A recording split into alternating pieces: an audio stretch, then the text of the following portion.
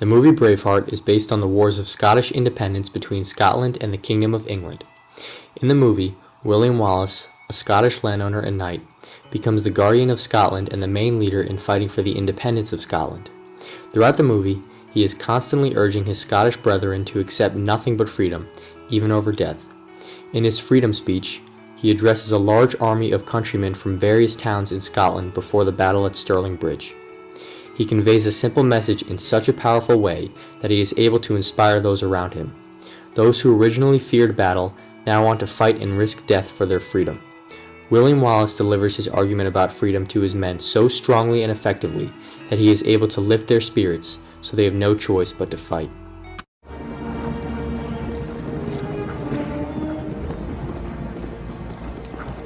The Almighty says this must be a fashionable fight. It's drawn the finest people. Where is thy salute? For presenting yourselves on this battlefield. I give you thanks. This is our army. To join it, you give homage. I give homage to Scotland. And if this is your army, why does it go? We didn't come here to fight for them. Oh! The English are too many.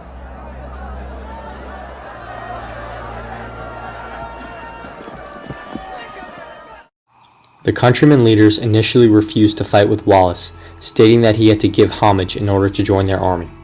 When Wallace declares, "I give homage to Scotland," he is emphasizing that the men in the army all belong to one nation and should therefore fight together for their independence from Britain.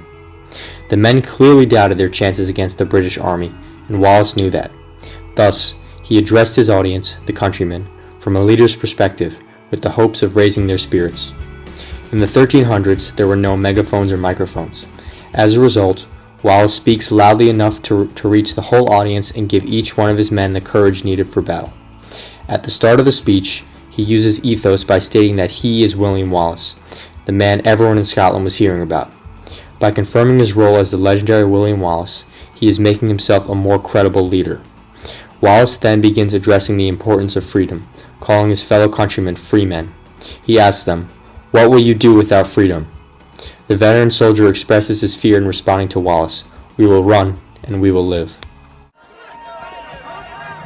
Sons of Scotland, I am William Wallace. William Wallace is 7 feet tall. Yes, I've heard. Kills men by the hundred. And if he were here, he'd consume the English with fireballs from his eyes and bolts of lightning from his arse. I am William Wallace. And I see a whole army of my countrymen here in defiance of tyranny. You've come to fight as free men. And free men you are. What will you do with that freedom? Will you fight? Fight against that? No! We will run! And we will live. Aye. Fight and you may die. Run and you'll live. At least a while. And dying in your beds many years from now, would you be willing to trade all the days from this day to that for one chance, just one chance, to come back here and tell our enemies that they may take our lives, but they'll never take our freedom!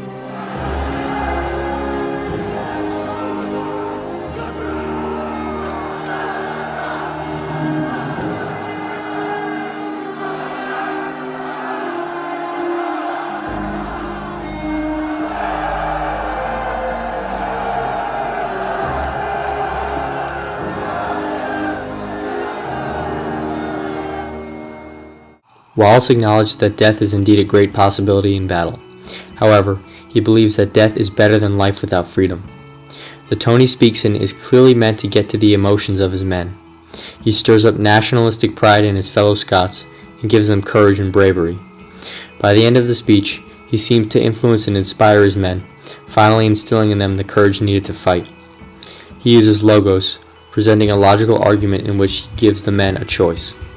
He asks if they would rather run and live with the regret of being under a tyranny, or fight and risk their lives for potential freedom. Wallace is trying to prove that risking death to be free is better than living under tyrannical rule. In his final quote, "They may take our lives, but they'll never take our freedom," he puts forth the main message: freedom is more valuable than life. After he gives this final argument, the countrymen rally together and prepare to fight the British for their freedom.